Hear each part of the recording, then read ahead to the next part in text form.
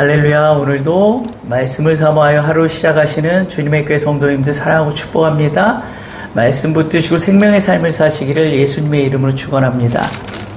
오늘 하나님의 말씀은 요한복음 14장 16절에서 19절까지 말씀 보겠습니다.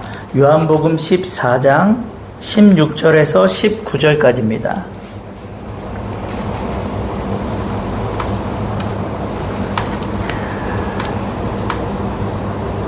우리 다 같이 합독하시겠습니다. 시작. 내가 아버지께 구하겠으니 그가 또 다른 보혜사를 너희에게 주사 영원토록 너희와 함께 있게 하리니 그는 진리의 영이라 세상은 능히 그를 받지 못하나니 이는 그를 보지도 못하고 알지도 못함이라. 그러나 너희는 그를 아나니 그는 너희와 함께 거하시며 또 너희 속에 계시겠음이라. 내가 너희를 고아와 같이 버려두지 아니하고 너희에게로 오리라. 조금 있으면 세상은 다시 나를 보지 못할 것이로되 너희는 나를 보리니 이는 내가 살아있고 너희도 살아있겠음이라. 아멘. 자, 예수님께서는 이제 당신이 십자가의 구속사역을 마치시고 승천하실 날이 다가오기 때문에 남게 될 제자들에게 한 가지 약속을 해주시죠. 앞으로 제자들과 영원히 함께하고 그들을 도와줄 보혜사를 보낼 것을 약속합니다. 16절에 보면 또 다른 보혜사를 보낸다고 하십니다.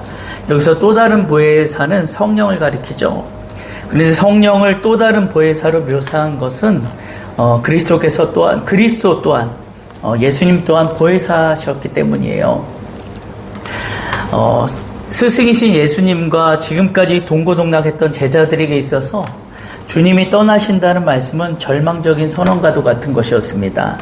사실 그동안 주님의 절대적인 보호와 도움으로 인해서 그렇게 생활했던 그들에게 있어서 주님의 부재는 상상도 할 수 없는 일이었던 것이에요.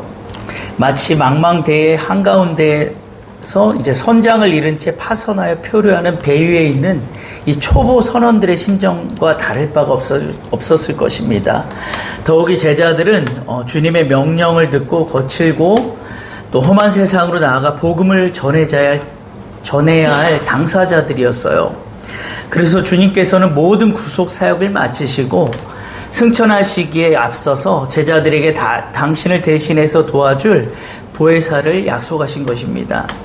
물론 이 약속은 단지 제자들만을 위한 것이 아니라 예수를 그리스도로 믿고 따르는 모든 사람에게 해당되는 말씀이었습니다.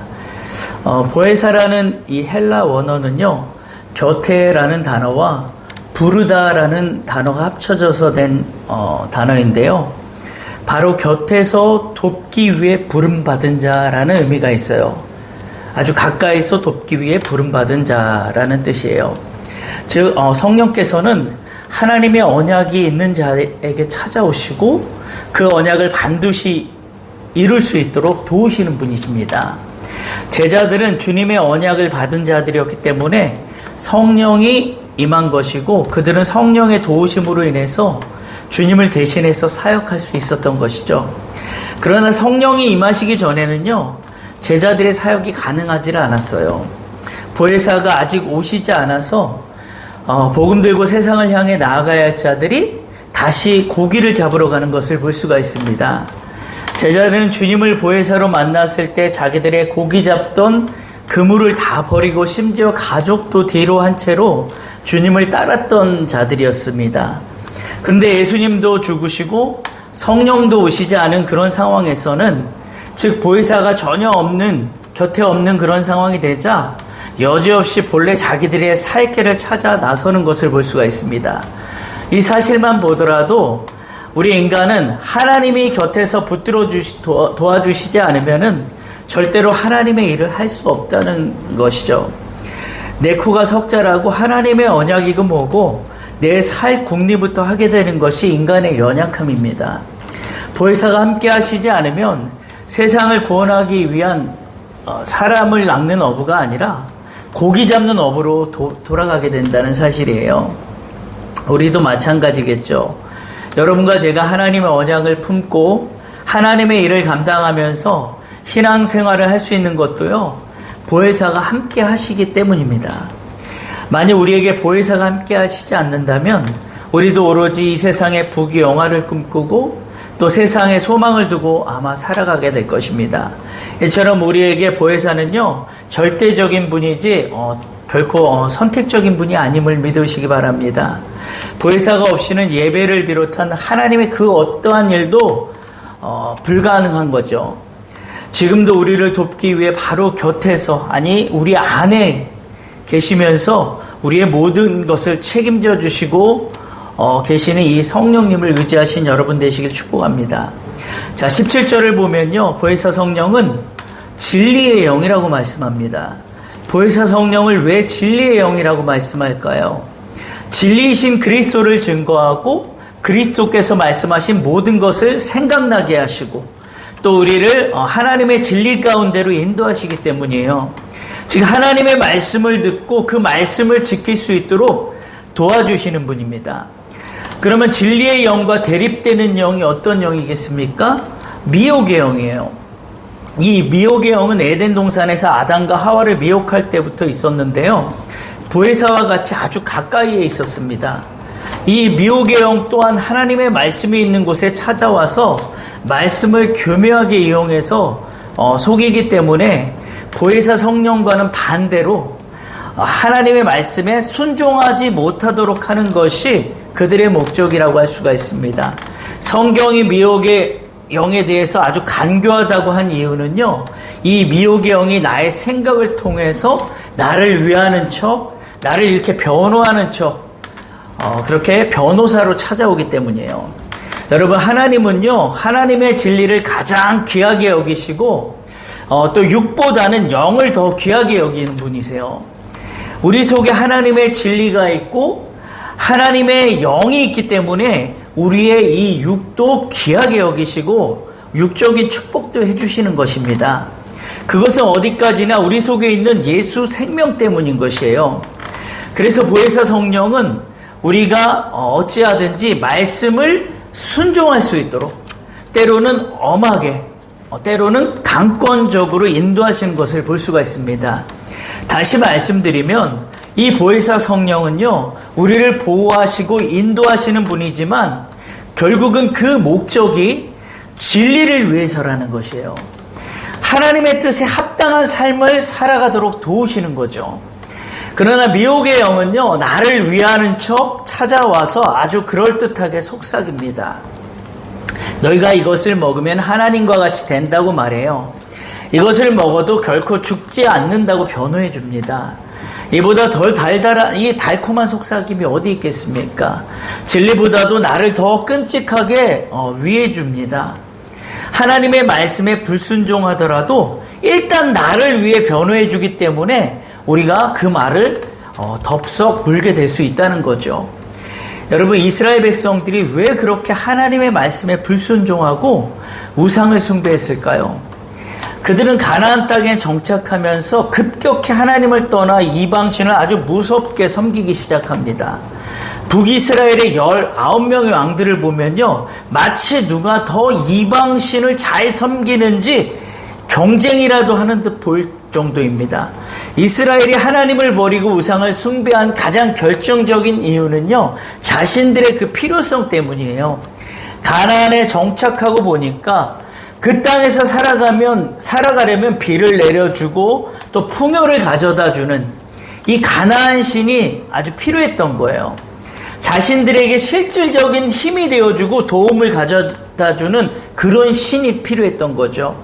지금도 마찬가지입니다. 사람들이 내 필요를 채워주고 내 문제를 해결해주고 내 목표를 이룰 수 있도록 도와주는 그러한 신을 갈망할 때가 있어요. 하나님도 그렇게 믿는 사람들이 아직도 많이 있습니다.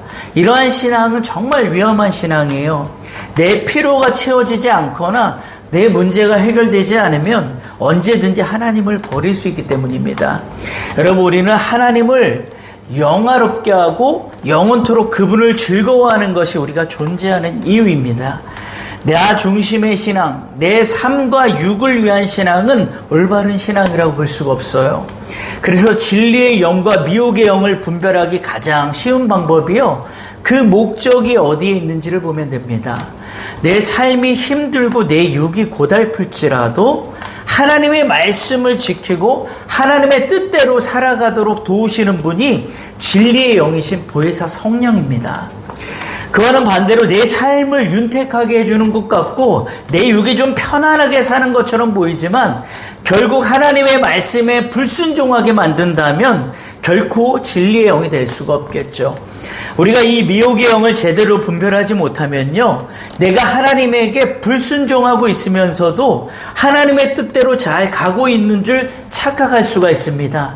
진리의 하나님을 믿는 것이 아니라 내가 하나님을 만들어 믿게 되는 것입니다. 예전에 제가 5일 금식을 하는데 한 3일째 되니까 속에서 이렇게 속삭이더라고요. 3일 금식만 해도 하나님이 다 받으시는데 굳이 5일을 할 필요가 있느냐라고 이렇게 속삭여요. 얼마나 저에게 이 따뜻한 위로의 말인지, 이게 위로의 말로 다가오는지, 이 소리를 듣고 미혹되면요, 큰일 나죠. 5일 중 이틀을 감화해 준다는 이 말, 이보다 더 큰 은혜가 어디 있겠습니까? 그래서 하나님께서 5일 금식하라는 감동을 주셨으면요, 그대로 그 성령님 의지하면서 5일 금식을 온전히 해야 그것이 진리의 영인 것이에요. 진리의 영의 인도함을 받는 소리예요. 내 속에 따뜻한 소리, 달콤한 소리, 합리화하는 소리, 타협하는 소리에 귀 기울이게 되면요, 우리가 때로는 불순종할 수도 있고요, 이것이 바로 내가 만든 하나님을 섬기는 그런 신앙으로 전락할 수 있다는 것입니다. 여러분, 하나님의 오직 진리를 위하고 하나님의 뜻을 이루시는 데 목적이 있다고 해서 하나님이 항상 우리를 힘들게 하고 또 늘 고통 가운데 살게 하는 분은 결코 아니시죠.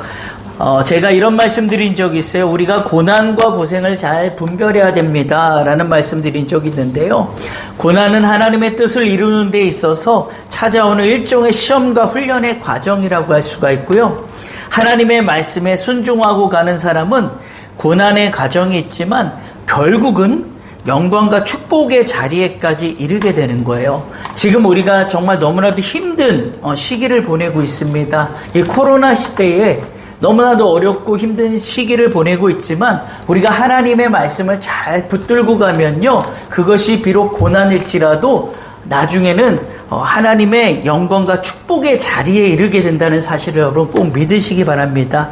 그런데 반면에 이 고생은요, 내가 만든 하나님을 믿고 가면서 우리가 착각 속에 빠져서 하나님의 말씀에 불순종할 때 찾아오는 고통스러운 결과라고 할 수가 있습니다. 그래서 그 끝이 별로 좋지가 않아요. 여러분, 사실 이스라엘 백성이 가나안을 앞에 두고도 들어가지 못하고 40년을 광야 생활한 것은요, 결코 고난이라고 볼 수가 없습니다. 하나님의 말씀에 불순종해서 고생한 거예요. 결국은 광야에서 40년 동안 고생하다가 거기서 다 죽게 되어버리고 말지 않습니까? 그래서 우리는 영적으로 잘 분별해야 됩니다. 진리의 영에 이끌려서 고난과 영광의 길을 가고 있는지, 아니면 미혹의 영에 이끌려서 죽도록 고생의 길을 가고 있는지 정확하게 우리가 깨달을 필요가 있는 것입니다. 오직 우리 주님의 교회 성도님들은 보혜사 성령이 이끄시는 대로 늘 인도함 받는 분들이 되시길 축복합니다. 자, 17절에서 19절까지 우리 다시 한번 읽어보겠습니다. 시작. 그는 진리의 영이라 세상은 능히 그를 받지 못하나니 이는 그를 보지 못하고 알지도 못함이라. 그러나 너희는 그를 아나니 그는 너희와 함께 거하시며 또 너희 속에 계시겠음이라. 내가 너희를 고아와 같이 버려두지 아니하고 너희에게로 오리라. 조금 있으면 세상은 다시 나를 보지 못할 것이로되 너희는 나를 보리니 이는 내가 살아있고 너희도 살아있겠음이라. 자, 17절에 세상은 능히 그를 받지 못한다고 말씀합니다. 진리의 영은요, 세상이 받을 수 있는 영이 아니에요. 진리의 영은 하나님의 진리를 보고 아는 자들에게 임하는 것입니다. 즉 성령은요, 예수를 믿는 자들에게만 임하는 영이에요. 그래서 예수님은 제자들에게 아직 성령이 임하지 않으셨음에도 너희는 그를 알고 그가 너희와 함께 거하고 너희 안에 계실 것이라고 이렇게 말씀하고 있는 것입니다. 여러분, 우리가요, 성령을 눈으로 보지는 못할지라도 우리가 성령을 아는 것은 성령이 우리와 함께 거하고 특히 우리 속에 계시기 때문이에요. 이것은 곧 우리가 성령과 교제하며 동행할 뿐만 아니라 임재를 경험하는 것을 말하겠죠. 그분은 눈에 보이지는 않아도 실제로 충분히 느낄 수가 있는 그런 분임을 여러분 믿으시기 바랍니다. 18절에 보면 내가 너희를 고아와 같이 버려두지 아니하고 너희에게로 오신다고 말씀하십니다. 이것은 예수님의 모습을 비록 육안으로 우리의 육의 눈으로는 볼 수 없어도 성령을 통해서 언제나 함께 하실 것이라는 약속입니다. 우리는 예수의 임재가 곧 하나님의 임재이듯이 성령의 임재는 예수의 임재이고 하나님의 임재도 된다는 사실을 꼭 기억할 필요가 있습니다. 즉 오순절날 성령의 강림은요 또 다른 형태의 예수님의 동행에 대한 약속인 거예요. 예수님께서 자신이 세상을 떠나서 아버지께로 갈지라도 제자들이 결코 혼자 있는 것이 아니라고 강조하신 것처럼 지금 우리에게도 동일한 약속을 해주고 있는 것입니다. 예, 여러분, 하나님은요 우리를 단 한 번도 고아와 같이 버려두신 적이 없으세요. 주님은 늘 말씀으로 찾아와서 우리와 함께 계시고 우리를 어루만져 주시고 격려해 주시고 위로해 주십니다. 또 성령을 통해서 함께 계심을 느낄 수 있도록 우리가 버려진 고아가 아니라는 것을 늘 우리 삶 가운데 확인시켜 주시는 분이세요. 우리가 주님의 손을 놓은 적은 있어도요 주님이 우리의 손을 놓으신 적은 단 한 번도 없는 거죠. 그래서 여러분 이 사실을 꼭 믿으시고 이 힘든 시기를 잘 버텨내기시기를 축복합니다. 그리고 19절에 보면요 조금 있으면 세상은 다시 나를 보지 못하지만 너희는 나를 보게 되고 내가 살아있음과 너희도 살아있는 것을 알게 될 것이라고 이렇게 말씀하십니다. 예수님이 십자가에서 죽으시고 승천하게 되면요 세상은 육의 모습 예수는 더 이상 볼 수 없게 됩니다. 하지만 제자들은요 마가의 다락방에 임하시는 진리의 영을 통해서 예수가 살아계시고 그 살아계신 분이 자기들과 함께 또한 자기들 속에 함께 하심을 정말 자기들 가운데 정말 살아계심을 느낄 수 있었고요. 자기들 또한 그 살아계신 주님을 통해서 자기들 또한 살아있다라는 것을 아주 너무나도 확실하게 느낄 수 있었을 것입니다.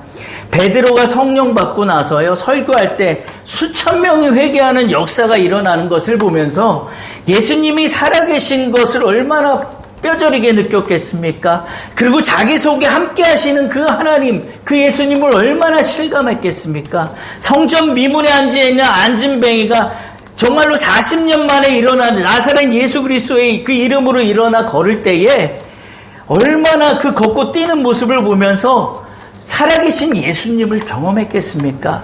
정말로 그 예수님을 통해서 자기 또한 살아있다라는 것을 느끼지 않았겠습니까? 여러분, 우리가 살아있는 것을 느끼려면요 살아계신 예수님을 우리가 경험해야 됩니다.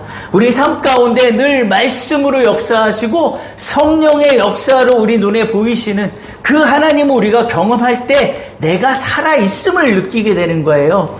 정말 말씀과 내가 아무 상관없이 살게 되면 하나님의 역사가 내 삶 가운데 정말로 나타나지 않으면요 정말 내가 살아있다라는 것을 느낄 수가 없어요. 우리가 정말 내가 살아있구나, 난 정말 살아있는 자구나 느낄 수 있는 것은 분명히 예수 그리스도가 우리 삶 가운데 드러나실 때입니다. 여러분 이 사실을 꼭 믿으시기 바랍니다.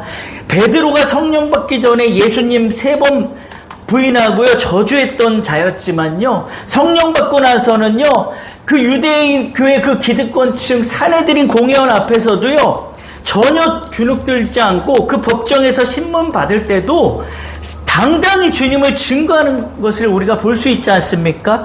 여러분 예수님이 육을 입고 내 앞에 계시고 내가 그분과 동거 생활을 한다 해도요 정말 지금 만약에 여러분 예수님이 육의 모습으로 이곳에 오셔서 우리와 함께 생활하고 계신다 해도요 내 눈앞에 예수님이 보인다 해도 진리의 영이 내 안에 임하시지 않으면요 신앙이 온전할 수가 없습니다. 정말 중요한 것은요 진리의 영이 내 안에 내주하시는 이 사실을 내주하시는 것임을 여러분 꼭 믿으시기 바랍니다. 그래서 오늘 하루도 말씀을 통해서 주님과 영적으로 깊이 교제하시고 진리의 영을 통해 살아계신 하나님을 경험하는 아주 충만한 하루가 되시길 예수님의 이름으로 축원합니다. 하나님 아버지 감사합니다.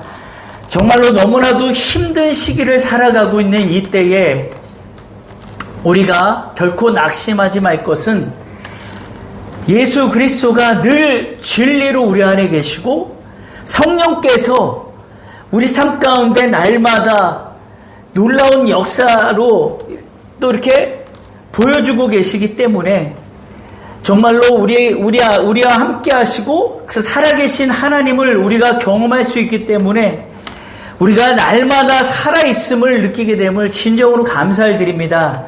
하나님 아버지, 우리가 정말로 이 세상을 보고 정말 실망하고 좌절할 것이 아니라 이 힘든 시기를 보내며 아버지 정말로 힘든 이 아버지 세상을 바라보며 아버지 어려워할 것이 아니라 우리가 주님을 바라보며 오늘도 내 안에서 내 삶 가운데에서 역사하시는 그 보혜사 성령으로 말미암아 기뻐하는 저희들 되게 하여 주시옵소서. 오늘 하루도 정말 주님만이 우리의 소망이 되심을 믿고 나아가는 아버지 그러한 생명의 삶을 살아가는 하루가 되게 하여 주시옵소서. 오늘도 주님이 함께 하시고 정말 주님이 역사하심을 우리가 경험하며 내가 정말 살아있구나 고백하는 그러한 하루 되게 하여 주시옵소서. 감사를 드리며 거룩하신 예수 그리스도의 이름으로 기도하옵나이다. 아멘. 오늘도 주신 말씀 붙들고 우리 기도하며 나아가겠습니다. 하나님 아버지